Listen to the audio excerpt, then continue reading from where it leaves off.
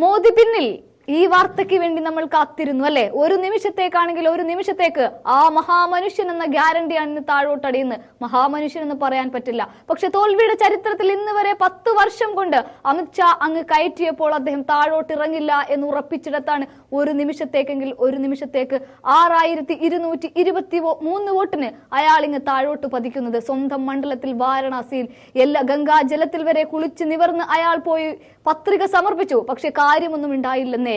ഇത് രാഹുലിന്റെ യുഗമാണെന്ന് ഇനിയും ഉറപ്പിച്ചു പറഞ്ഞേ പറ്റുകയുള്ളൂ. 400ന്റെ ഗ്യാരണ്ടിയിൽ 400ന്റെ ഒപ്പിൽ എല്ലാവരും മുന്നിലേക്ക് പോയപ്പോൾ രാഹുൽ ഇതാ പിന്നിലേക്ക് അടിയുന്നു എന്ന് സ്വയം പറഞ്ഞു മോദി. പപ്പു എന്ന് കളിയാക്കിയ മോദി. നിങ്ങൾ ഓർക്കണം, റായി ബറേലിയിൽ അയാൾ പിന്നിലായിട്ടില്ല, വയനാട്ടിൽ അയാൾ പിന്നിലായിട്ടില്ല. കഴിഞ്ഞ ചരിത്രമൊക്കെ എന്നേ കടന്നുപോയി. ഇനി ഇതും ചോദിച്ച് നിങ്ങൾ ഞങ്ങളുടെ മുന്നിലേക്ക് വരരുത്. BJP നിങ്ങളുടെ താമര വാടുക തന്നെ ചെയ്യും. ജനാധിപത്യ ഇന്ത്യ പിറക്കുക തന്നെ ചെയ്യും. ഇത് മോദിയുടെ യുഗമല്ല ഇനി വരാൻ പോകുന്നത്.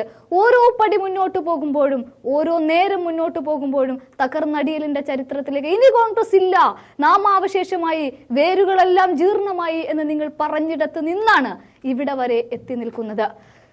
ഒരു പഴയകാല ചരിത്രം ഇതിനു മുൻപും കോൺഗ്രസിനുണ്ടായിട്ടുണ്ട്, തകർന്നടിയലിന്റെ ചരിത്രം. പക്ഷെ അവിടെയും മുള പൊട്ടിയിട്ടുണ്ട് ഈ മരം, അവിടെയും ഞങ്ങൾ വെച്ചിട്ടുണ്ട് ഇത്.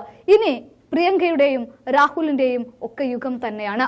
JP നദ്ദ അടക്കം, അമിത്ഷാ അടക്കം, യോഗി അടക്കം നിങ്ങൾ വരുത്തിക്കൂട്ടിയ, നിങ്ങൾ തീർത്തിട്ടുള്ള എല്ലാ മതിലുകളുമാണ് ഇപ്പോൾ താഴോട്ട് പതിക്കുന്നത്.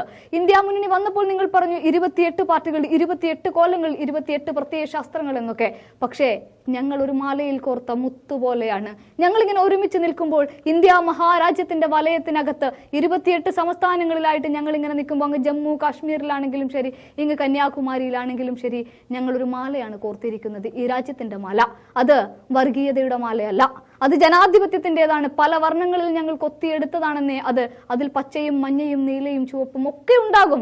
മോദി വീണ്ടും പറയുകയാണ്, ഒരു നിമിഷത്തേക്കാണെങ്കിൽ പോലും നിങ്ങൾ താഴോട്ട് പതിച്ചിട്ടുണ്ടെങ്കിൽ അതും 6223 വോട്ടാണ്.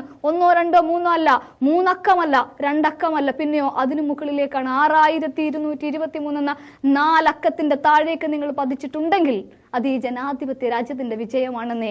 ഈ നടന്നു നീങ്ങിയ മനുഷ്യനെ നിങ്ങൾ ഓർത്തിട്ടുണ്ടോ? 4000 കിലോമീറ്ററാണ് അയാൾ നടന്നത്. ആ മഞ്ഞുകളിൽ അയാൾ നടന്നു, മഴകളിൽ അയാൾ നടന്നു. മഴയത്ത് നിന്ന് പ്രസംഗിച്ച രാഹുലിനെ നമ്മൾ കണ്ടതാണ്. ഒന്നിനെയും അയാൾ വകവെച്ചിട്ടില്ല, ഋതുഭേദങ്ങൾ അയാൾ വകവെച്ചിട്ടില്ല. അയാൾക്ക് വേണ്ടത് ജനാധിപത്യ രാജ്യം പിറക്കുക എന്നതൊന്നു മാത്രമായിരുന്നു. അപ്പോഴും നിങ്ങൾ എവിടെയായിരുന്നു? അവസാന ഘട്ടത്തിൽ നിങ്ങൾ ചെന്ന് പതിച്ചത് ദക്ഷിണേന്ത്യയുടെ ചക്രവാളങ്ങളിലായിരുന്നു. നിങ്ങൾ തന്നെ ഇന്നലെ പറഞ്ഞു, ഈ ചക്രവാളം എന്നെ കണ്ണു തുറപ്പിച്ചു എന്ന്.